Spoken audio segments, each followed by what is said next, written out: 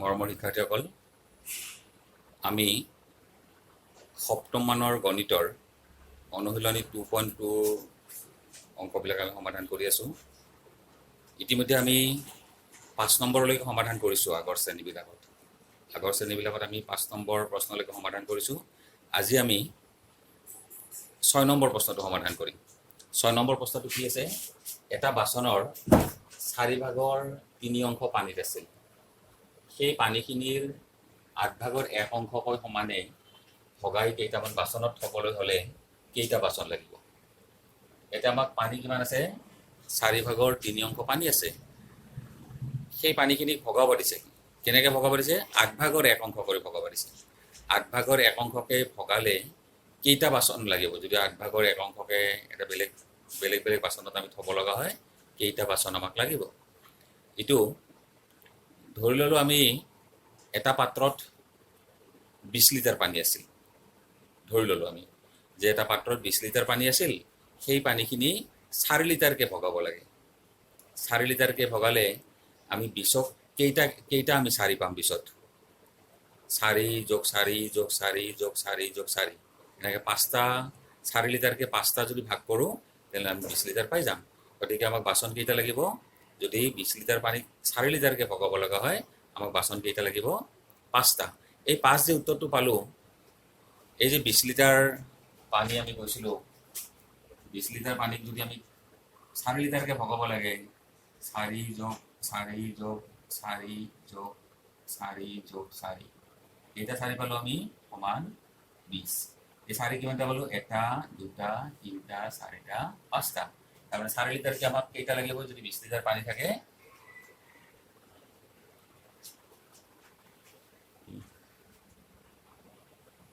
4 লিটাৰকৈ কেইটা লাগিব? আমাক 5টা বাচন লাগিব। এই যে 5টা পালোঁ, 5টা বাচন, 5 উত্তৰটো আমি কেনেকৈ পাইছোঁ? 20ক 4 দি হৰণ কৰি দিছোঁ। 20ক 4 দি হৰণ কৰিলে কিমান? 5। তাৰমানে মুঠ পানীখিনি এটা বাচনত কিমান লিটাৰকৈ ধৰিব লাগে, সেইখিনিক আমি 20 লিটাৰ পানীক আমি 4 লিটাৰকৈ ভগাব লাগিলে কেইটা বাচন আমাক লাগিব? 5টা। সেই 5 উত্তৰটো আমি কেনেকৈ পাইছোঁ? 20ক 4ৰে হৰণ কৰি পাইছোঁ। ঠিক তেনেকৈ আমি এইটো সহজভাৱে আমি ভাবি লৈছিলোঁ। 20 আৰু 4 লিটাৰকৈ এনেকৈ ভাবি লৈছিলোঁ। সেনেকৈ ভাবি লওঁতে আমাৰ কি হৈছিল? উত্তৰটো আমি 5 পাইছিলোঁ। 5টো কেনেকৈ পাইছিলোঁ? আমি হৰণ কৰি পাইছিলোঁ। ইয়াত আমাক কি দিছে? পানী কিমান আছে? 4/3 অংশ। এই 4/3 অংশ পানী তাৰে কেইটা লাগে? 8/1 অংশকে আমি ভগাব লাগে। গতিকে আমাক বাচনৰ সংখ্যা কিমানটা বাচন লাগিব? সেইটো আমি হৰণ কৰিলে পাই যাম। নিৰ্ণয় বাচনৰ সংখ্যা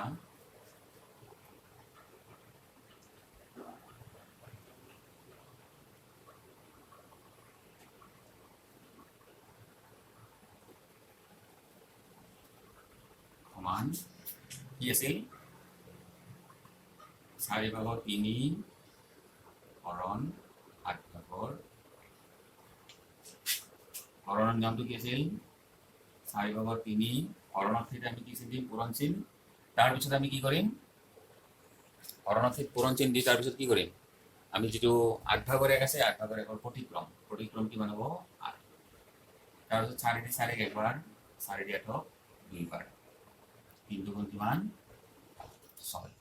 এই 6টোৱে হ'ব উলিয়াবলগীয়া উত্তৰ। ইয়াৰ পিছত আমি তাৰ পিছৰ অংকটো সমাধান কৰিম। এইবাৰ আমি 7 নম্বৰ অংকটোৰ ফালে আহিছোঁ। 7 নম্বৰ অংকটো কি আছে? 4/6 2/1 কেইটা আছে? 4/6 2/1 কেইটা আছে? আৰু এই কথাখিনি আমাক চিত্ৰ সহায়ত দেখুৱাব দিছে। এইটো আমি উত্তৰটো কি হ'ব? 4/6 2/1 দি হৰণ কৰিলে উত্তৰটো আমি পাই যাম। 6/4 হৰণ 2/1 সমান কি হ'ব? 6/4 পূৰণ 2/1টো আমি যদি হৰণৰ ঠাইত পূৰণ চিন দিয়া হৈছে, ইয়াৰ প্ৰতিক্ৰম কিমান হ'ব? 2। 2 গুণ 2 2 দুগুণ 4। 2 গুণ 2 2 3 গুণ 6। গতিকে আমি 6/4 ইয়াত কিমান হ'ব? 2/1। 2 দি 2 কাটিলোঁ, 2 দি 4 দুইবাৰ, 2 দি 2 একবাৰ 2 দি 6 তিনিবাৰ 3 তাৰমানে 6/4 ৰ 2 ভাগৰ কিমানটা থাকিব এটাকে 6/4 ত 2 ভাগৰ 1 তিনিটা থাকিব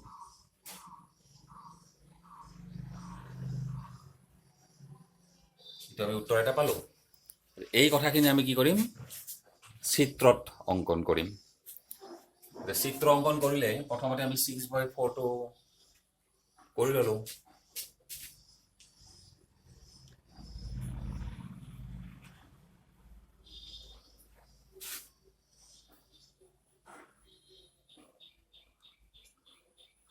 6/4 মানে আমি কি লিখিব পাৰিম 2 দি 2 বাৰ 2 দি 6 তিনিবাৰ 3/2 মানে কি লিখিব পাৰিম 2 দি 3 হৰণ কৰিলে একবাৰ 1 সমস্ত 2 ভাগৰ 1 এই 1 সমস্ত 2 ভাগৰ 1 টো যে ছবি আকো আমি কেনেকৈ আঁকিম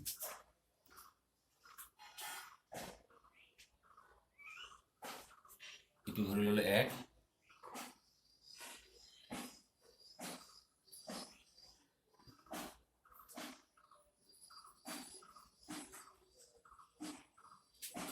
ইয়াৰ আধা ললো এইটো হল 1 1ক আমি 2 ভাগ কৰিলো আৰু এইখিনি হ'ব 2 ভাগৰ 1 এইখিনি হ'ব 2 ভাগৰ 1 এইটো কমপ্লিট 1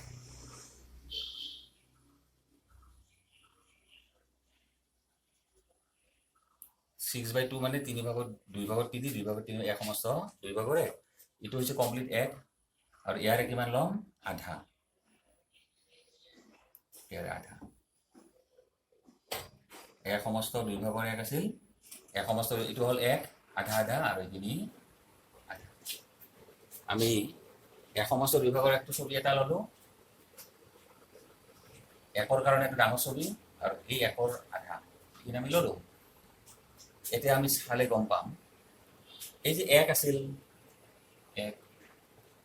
1 মানে আমি 2 ভাগৰ 1 দুটা কৰি দিছো গতিকে আমি ছবিটো চালে আমি গম পাম কেইটা আছে 2 ভাগৰ 1 ইয়াত এটা আছে আৰু কেইটা আছে তিনিটা আমি ছবিত গম পালো 2 ভাগৰ 1 কেইটা আছে আধা আধাকে তিনিটা আছে গতিকে আমাৰ উত্তৰটো পাইছিলো 3 গতিকে আমি চিত্ৰ সহায়তো যদি চাওঁ তেল তাৰ উত্তৰটো পাম প্ৰথমতে আমি 6/4 ক 2 দি কাটাকাটি কৰি লৈছো 3/2 2 দি হৰণ কৰিলে কি পাম 1 সমস্ত 2 ভাগৰ 1 সমস্ত 2 ভাগৰ 1 মানে কি 1 আৰু আধা এটা 1 মানে এটা কমপ্লিট লৈছো বক্স আৰু এটা লৈছো এটা বক্সৰ আধা এই যে আস্থাৰিত অংশ পলাই যে আস্থানা আছে আস্থানা অংশখিনি মানে 1 সমস্ত 2 ভাগৰ 1 2ৰ পৰা আমি কি লৈছো 1 সমস্ত 2 ভাগৰ 1 ললো এটা 2 ভাগৰ 1 কে ভাগ কৰিলে এই যে 1 আছিল তাৰ সমানে দুভাগ কৰিলো 2 ভাগৰ 1 2 ভাগৰ 1 কেইটা পালো দুটা আৰু এটা 2 ভাগৰ 1 আছিল মুঠতে 2 ভাগৰ 1 কেইটা হল তিনিটা এই উত্তৰটো আমি প্ৰথমতে হৰণ কৰি চাইছিলো 4 ভাগৰ 6 2 ভাগৰ 1 এৰে হৰণ কৰোতে উত্তৰ 3 পাইছিলো আমি যদি ছবি আঁকি চাওঁতে আমি উত্তৰ কি পালো 3 পালো গতিকে আমি যিকোনো হৰণ অংক আমি চিত্ৰ সহায়ত তেনেকৈ ব্যাখ্যা কৰিব পাৰো গতিকে মৰমৰ শিক্ষাৰ্থীসকল আজিলৈ আমি ইমানতে সামৰণি মাৰিলো পৰৱৰ্তী শ্ৰেণীত এই অনুশীলনৰ আৰু যিকেইটা অংক আছে সেইকেইটা আমি সমাধান কৰিম